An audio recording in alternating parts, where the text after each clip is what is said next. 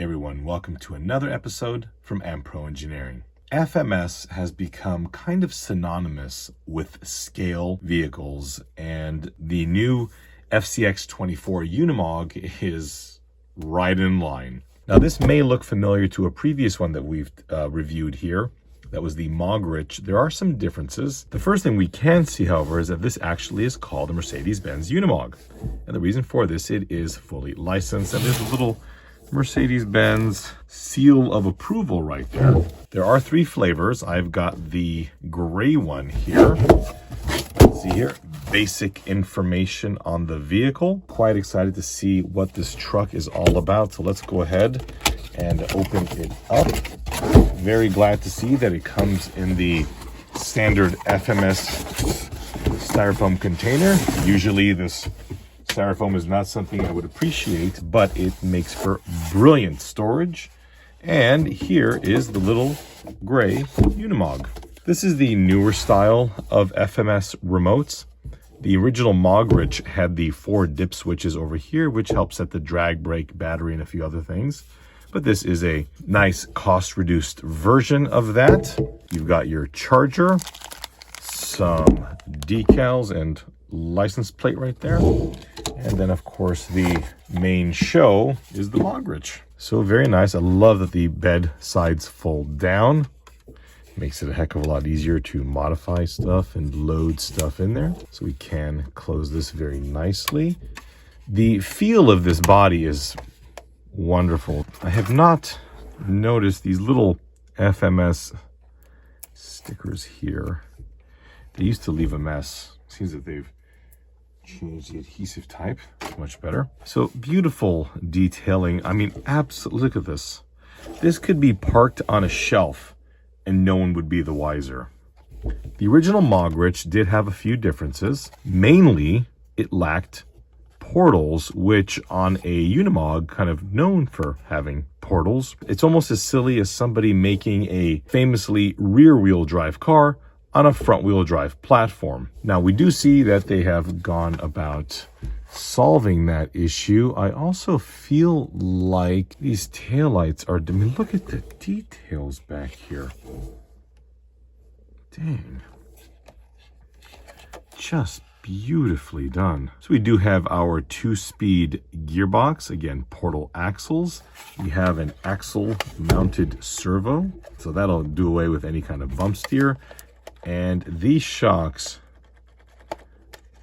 really feel oil-filled to me. I think these shocks are oil-filled from the factory. Popping the hood with these tiny little metal hinges. I mean, FMS really goes above and beyond when it comes to their attention to detail and quality. I'm just get my little screwdriver in there. The battery is tucked in here. What is that noise? Is that Velcro? Sounds like Velcro. Power. Oh yeah. Never seen that on an FMS car. Our power switch here. Very nice to see the battery not plugged in during shipping. I just can't really get over these details. This looks beautiful with a really nice paint detailing, a little bit of weathering. This would look just sensational. Look, it's even got little dials on the dash. You see that? I've used these tires on many applications, although they don't have the most grip. They are very, very soft, very pliable. They look fantastic. I like the contrast of the red wheels on the gray body. I do believe that they all have the red wheels. It is possible with a little bit of work to make these corner markers turn on. You have to drill some holes on the inside. Whereas the beacon lights seem to already have a 3mm hole on the bottom to get those suckers to turn on. You can even purchase a 3mm flashing LED. Okay, so back to the radio. This does say V3 on this model. Here is where you would select your low to high. This is a 3-speed switch, which means in the center position, the vehicle's in neutral. Over here, we have a few little tidbits. This is the bind button, reversing for steering or throttle, and throttle and steering trims. I don't like digital trims. I always prefer to have a knob because they're a little bit easier to deal with. For those of you who are not familiar with these remotes, they are very, very small, but incredibly nice to use. You got your thumb actuated steering. The injection molded pattern that is on this looks fantastic and levels up a remote that could be otherwise looked at as cheap. It really does not give a feel of a low-end product. This does require 4 AAA batteries that go in the bottom over here. A couple things about the manual once we get to the section which I am able to read. Okay, some basic information here. Going over the calibration. This is a 3-channel radio.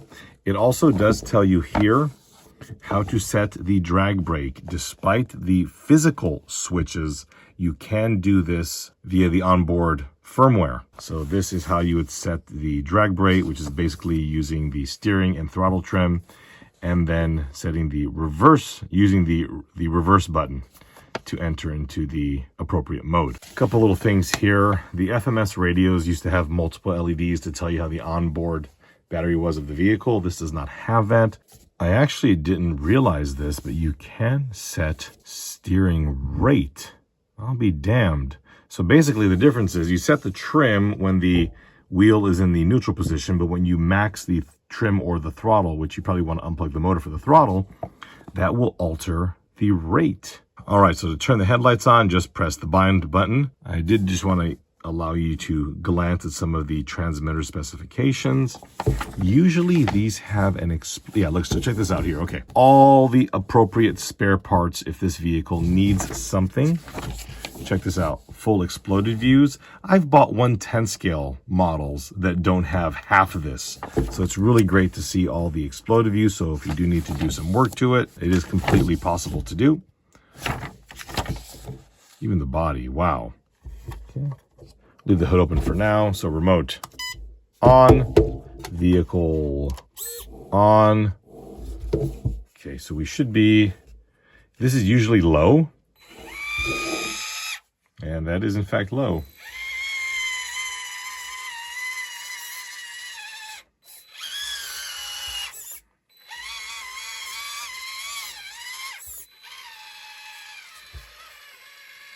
They have a tremendous amount of torque in low gear. I'll floor it so you can see how fast it is. I cannot do that in second gear because it will just shoot off the table. Second gear is well above walking pace, which is great. So this will go into neutral. And then second gear.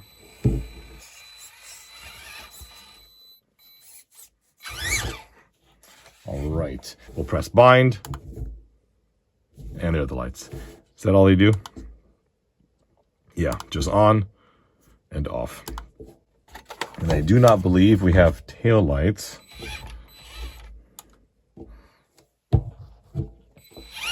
No, just the headlights on this little guy. This truck must be driven.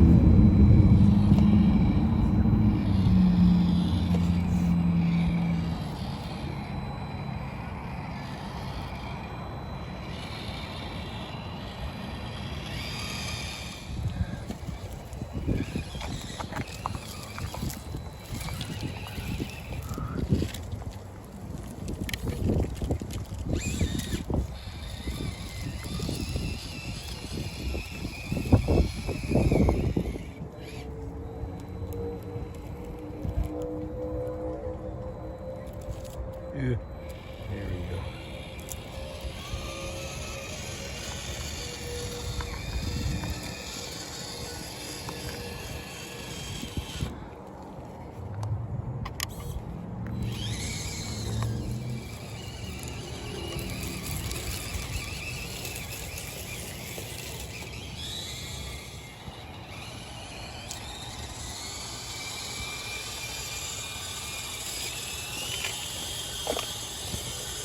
Walking speed, easily attainable, not even at full throttle. It's actually gonna run away here.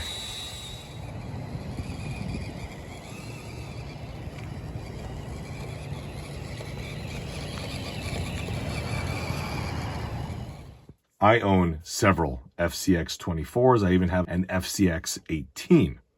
And what I can say about all of these vehicles is the build quality is fantastic. They've been reliable. I've got some vehicles, like both of my Smasher and my Blazer, which the Blazer by itself, thanks to my son, probably has around 200 packs through it.